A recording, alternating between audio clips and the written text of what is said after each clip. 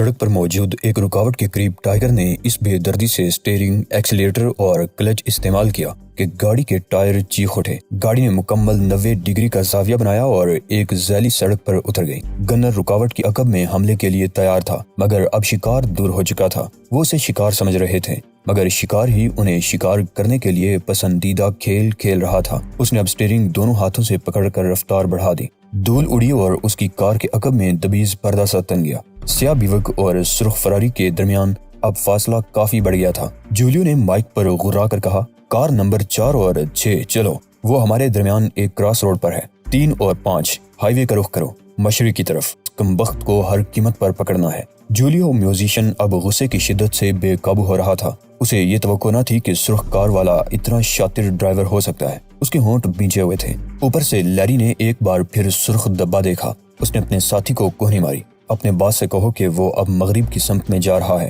Car number 6 से कहो कि वो मजीद आगे आकर मगरिब में घूम जाए ताकि सुर्ख कार का रास्ता बंद हो सके। ये हिदायत जारी होते ही तमाम गाड़ियां एक ही जगह जमा होने लगी। हवाबाज लैरी को ऐसा लग रहा था जैसे शतरंज की बाजी जमी हुई हो और दुश्मन के कमजोर पहलू के सामने तमाम मोहरे जमा दिए गए हों। उस वक्त दूसरी कारों से काफी दूर एक क्रू वैगन और सुर्ख फरारी एक ही सड़क पर मुखालिफ समत में तेजी से एक दूसरे की तरफ बढ़ रही थी। हवाबाज ने दोनों की रफ्तार का अंदाजा लगाकर सांस रोक ली। दोनों गाड़ियां किसी भी लम्हे टकरा सकती थी। टाइगर ने वैगन को आते हुए देखकर हल्का सा कहका लगाया और साथ ही उसका हाथ बराबर वाली नशिस्त पर रखे हुए कैनूस के बैग की तरफ बढ़ गया। उसको जो चीज वहां से लेनी थी उसको देखने की बजाय महज उंगलियों से महसूस करके उसने उठाया। एक ही पल में बम उसके दाएं हाथ से बाएं हाथ में आ गया। उसने चंद सेकंड का शुमार गिनती के जरिए किया और फिर सीधे हाथ की खुली खिड़की से बम बाहर उछाल दिया। बम की पिन उसने फेंकने के साथ ही निकाल ली थी और बम फेंकने के फौरन बाद उसने अपनी गाड़ी तेजी से घुमाई,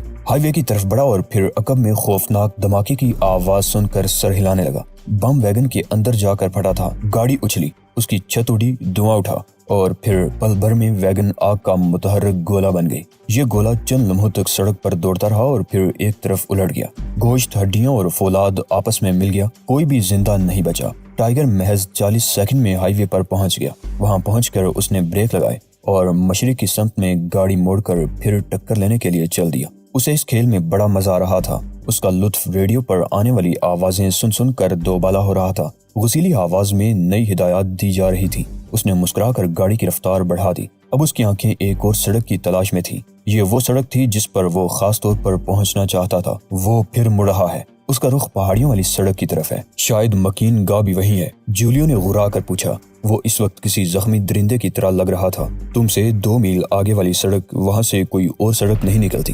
वो खुद जाल में फंस रहा है। दूसरा रास्ता वो है जिस पर वो खुद को बंद गली में पाएगा। जूलियो दी म्यूजिशियन ने सुकून की सांस ली। वैगन में मौजूद आदमियों की मौत के बाद वो घबरा गया था, मगर अब उसे अंधेरे में रोशन किरण नजर आ रही थी। इस वक्त वो यही सोच रहा था कि सुर्ख कार वाले ने ऐसा कौन सा बम इस्तेमाल किया जिसकी वजह से वैगन किसी खिलौने की तरह तबाह हो गई। तमाम कारें हाईवे पर पहुंच जाएं। उसने लहजा बमुश्किल पुरसुकून रखा। मैं पहाड़ियों के ऊपर हूँ। जूलियो की बीवक कार का रेडियो फिर बोलने लगा। जूलियो खुश हो गया। यहाँ संदूकों जैसी गाड़ियां हैं और वो इन्हीं गाड़ियों वाले रोड पर है। इन गाड़ियों की तरफ एक जगह नाकाबंदी करने से सुर्ख कार वाला पकड़ा जा सकता था। फिर एक और पैगाम आया। ओह, ऐसा लगता है जैसे वो कोई और रास्ता इख्तियार करने वाला है। वो रुक गया। अरे, अब मुड़ रहा है। शायद उसे एहसास हो गया है कि आगे रास्ता नहीं मिलेगा। तेज चलाओ खबीस।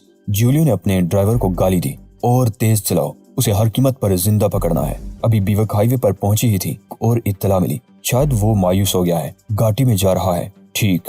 जूलियो उछल पड़ा। तुम हेलीकॉप्टर उतार कर वहाँ का रास्ता बंद कर दो, हम भी आ रहे हैं। अब वो बचकर नहीं निकल सकता। अब बीवक के पीछे 4 कारें उछलती हुई दौड़ रही थी। सबको यकीन था कि कामयाबी महज चंद मिनट की बात है। चार्ली की कार वाला अब फरार हो ही नहीं सकता। खुरदरी जमीन पर गाड़ियां चली तो इंजन शोर मचाने लगे। 3 मील दूर उन्हें हेलीकॉप्टर नजर आ गया। एक कार घाटी में दाखिले का रास्ता बंद करने के लिए वहीं छोड़ दी गई, जबकि दूसरी गाड़ियां बीवक के साथ ही रुकी। जूलियो अब अपनी गाड़ी के साथ खड़ा हुआ था। उसके आदमी जंग के लिए पूरी तरह तैयार थे, लेकिन सवाल ये था कि वो किससे लड़े।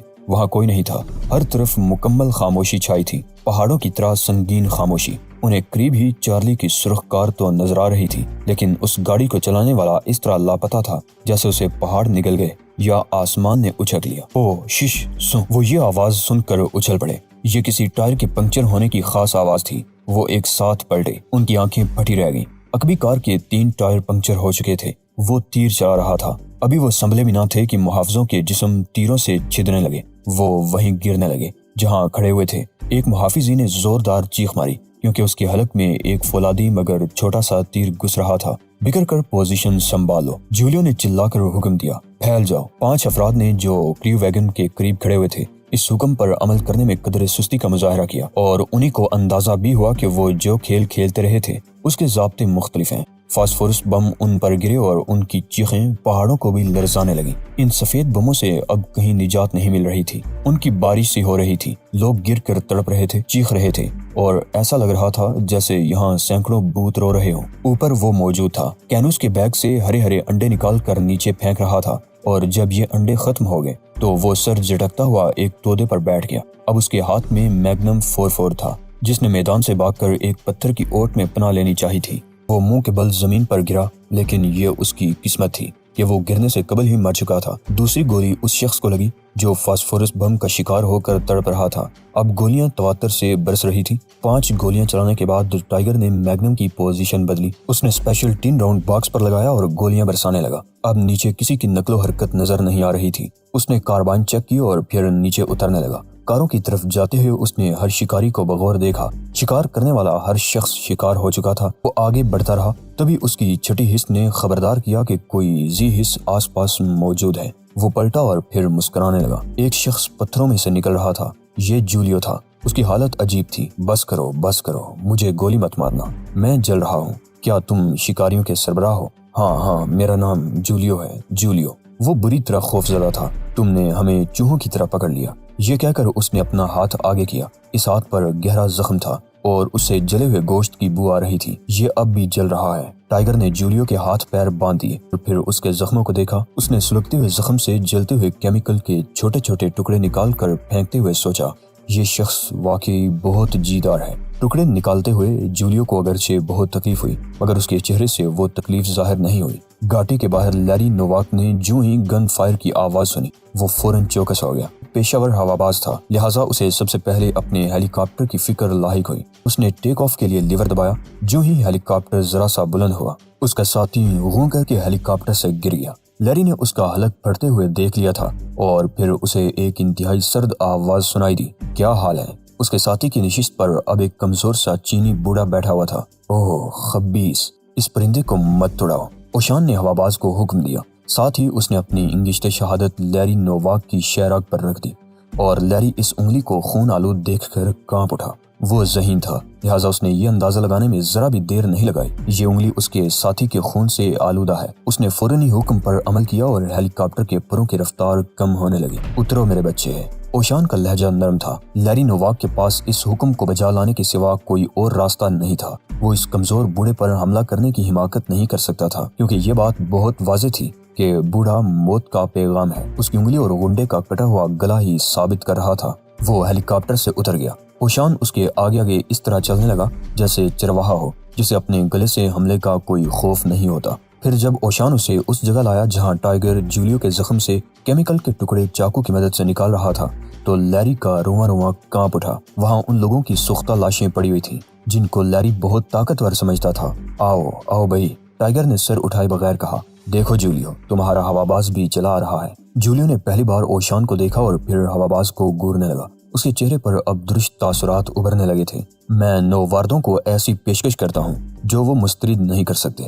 ٹائیگر کا مخاطب ہواباز تھا۔ اس مردود کی کسی پیشکش پر توجہ مت دینا لیری۔ جولیو نے فوراً ہی ٹائیگر کی بات کاٹ دی۔ کیوں اپنے ساتھ لیری کی گردن کے بھی در پہ ہو جولیو؟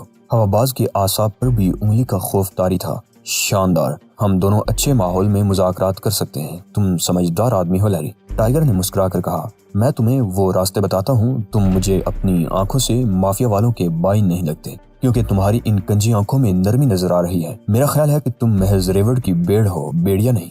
ہواباز اسبات میں سر ہلانے لگا۔ لہٰذا تمہارے پاس کھونے کے لیے زیادہ کچھ نہیں۔ پہلا راستہ یہ ہے کہ ان کے ساتھ شامل رہو، اور دوسرا راستہ یہ ہے کہ میرے ساتھ کام کرو۔ لیری نے لاشوں پر ایک نظر ڈالی، جولیو کی طرف دیکھا اور پھر ٹائیگر کی طرف ہاتھ بڑھا کر بولا، مجھے لیری نوواک کہتے ہیں۔ میں بہترین ہواباز ہوں مسٹر۔ تمہارے ساتھ کام کر کے مجھے دلی مسرت ہوگی۔ نہیں، ٹائیگر نے مسکرا کر اس کا ہاتھ تھام لیا۔ لیری کو ایسا لگا جیسے کسی نرم و نازک شخص نے اس کا ہاتھ تھاما ہو۔ میں تمہیں پہلے ان خطرات سے آگاہ کرنا چاہتا ہوں جو میرے ساتھ کام کرنے میں تمہیں درپیش آئیں گے۔ اس کے بعد ہی تم کوئی فیصلہ کرنا لیری۔ میرے ساتھ کام کرتے ہوئے تم کو ان لوگوں سے بچنا پڑے گا جن کے تم اب تک ساتھی ہو۔ یہ تمہارے خون کے پیاسے ہو جائیں گے۔ تمہیں دیکھتے ہی گولی مار دینے کا حکم جاری ہو جائے گا۔ پھر پولیس کی طرف سے بھی تمہارے لیے مسائل کھڑے ہو سکتے ہیں۔ ارے چھوڑو، لیری نے سر جھٹک کر حقارت سے کہا۔ میں ایک نیک کام میں مفرور اور مجرم بھی بننا پسند کروں گا، اور مجھے یقین ہے کہ تم کسی نیک کام میں مصروف ہو۔ تمہارا نام کیا ہے مسٹر؟ نام بعد میں، پہلے کام۔ ٹائیگر یہ کہہ کر جولیو کی طرف پلٹا جو اس وقت انتہائی خشمگی انداز میں لیری کو گھور رہا تھا۔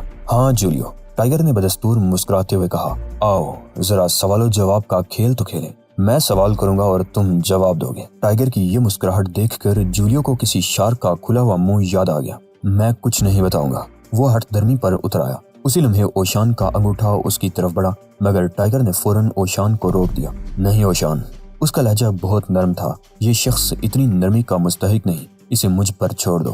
بولو جولیو، میں سوال کروں یا جہنم میں جاؤ؟ جولیو نے ابھی اتنا ہی کہا تھا کہ ٹائیگر کا ہاتھ اس کے بائیں کان پر آ کر لگا۔ اس ضرب کی شدت سے جولیو دائیں پہلو کے بل اس طرح گرا کہ اس کا زخمی بازو نیچے دب گیا، اور پہلی مرتبہ بہادر جولیو کے حلق سے کربناک چیخ نکلی جو سنگلاخ پہاڑوں سے سر ٹکرانے لگی۔ یہ پہلا سبق تھا جولیو۔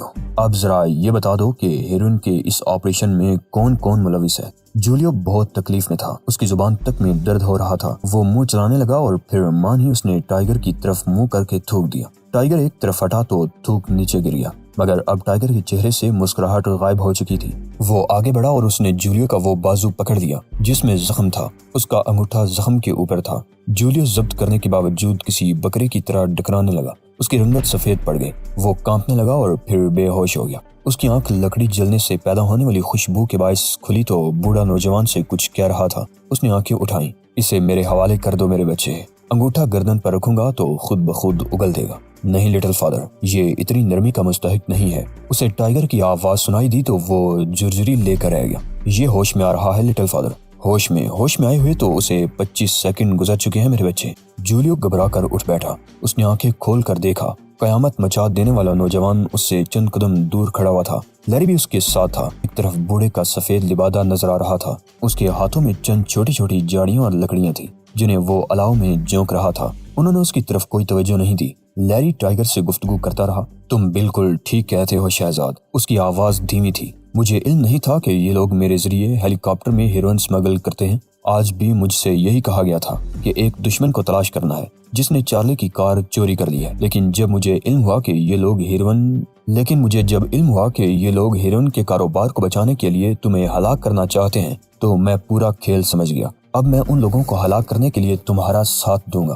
ہیلی کاپٹر موجود ہے۔ تم نے مجھے معاوضہ دینے کی جو پیشکش کی ہے وہ کافی ہے۔ مجھے خوشی ہوگی کہ میں صاف ستھری رقم لے کر گھر جاؤں گا، مگر یہ رقم میں انہی لوگوں سے چھینا کروں گا، وہ تمہارے ہاتھ میں آ کر پاک ہو جایا کرے گی۔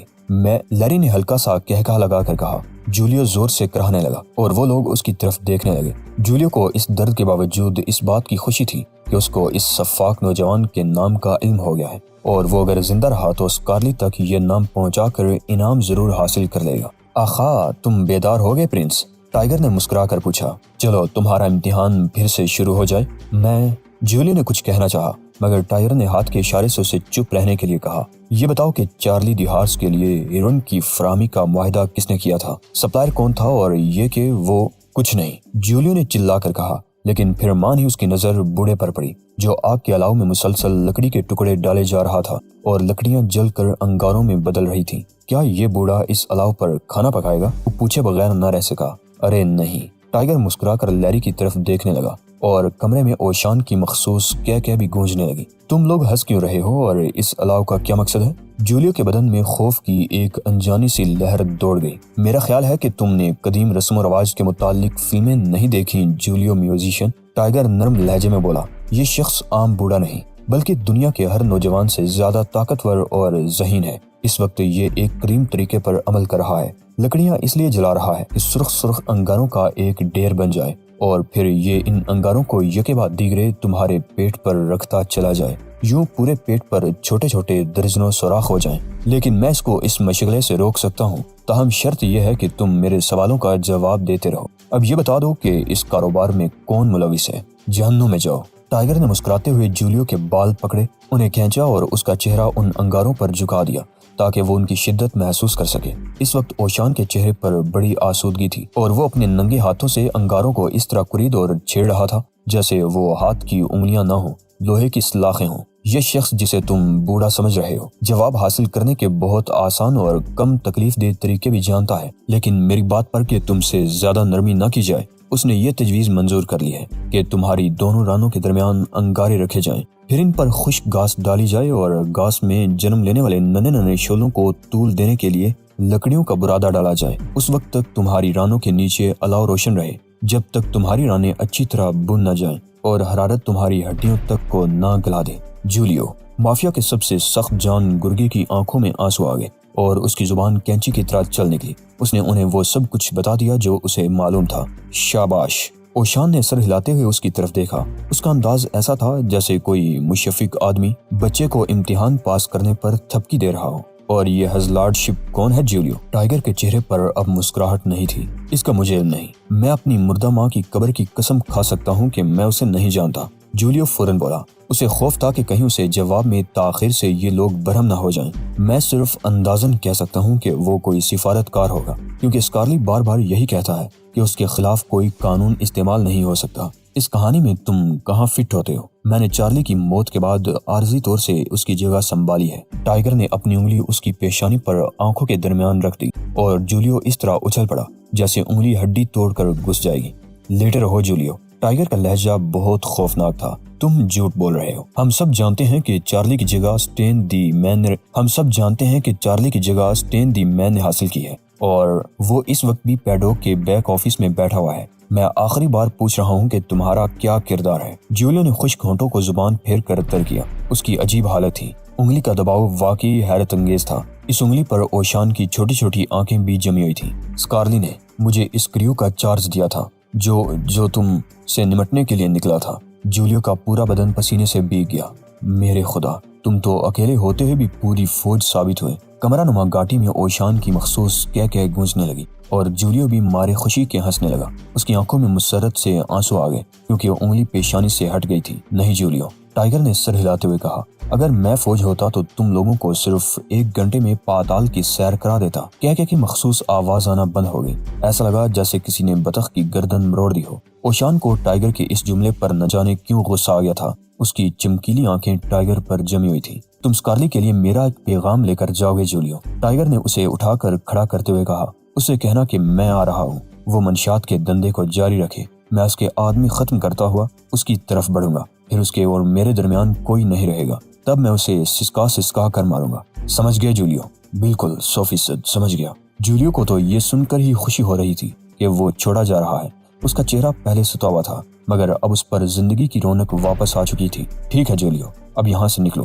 نگراں کا کیا ہوگا؟ اوشان نے لاشوں کی طرف اشارہ کر کے کہا۔ ٹائیگر نے لاشوں پر ایک سرسری سی نظر ڈالی اور پھر آہستہ سے بولا، مردوں کو دفن کر لینے دو اوشان، یہ مرنے والوں کا حق ہے۔ جولیو مارے خوشی کے پھولا نہیں سما رہا تھا۔ اسے نئی زندگی ملی تھی۔ ہیلی کاپٹر میں اوشان اور جولیو بھی بیٹھ گئے جبکہ ٹائیگر سرخ کار کی طرف بڑھ گیا۔ چند ہی لمحوں میں لیری نے ہیلی کاپٹر فضا میں بلند کر لیا اور وہ گاٹی کے اوپر سے پرواز کرتا ہوا میدانی علاقے میں پہنچ گیا۔ اوشان کے اشارے پر لیری نے اس کی بلندی کم کی۔ اب کاپٹر صرف 8 فٹ کی بلندی پر ٹھہرا ہوا تھا۔ اس لڑکے کا پیغام اپنے آقا کو ضرور پہنچا دینا۔ اوشان نے جولیو کو یاد دلایا اور ساتھ ہی دروازہ کھول دیا۔ یہاں سے سڑک صرف 1 میل دور ہے۔ ابھی جولیو شکریہ بھی ادا نہیں کر پایا تھا کہ اوشان نے اسے دھکا دیا اور جولیو ہیلی کاپٹر سے گر گیا۔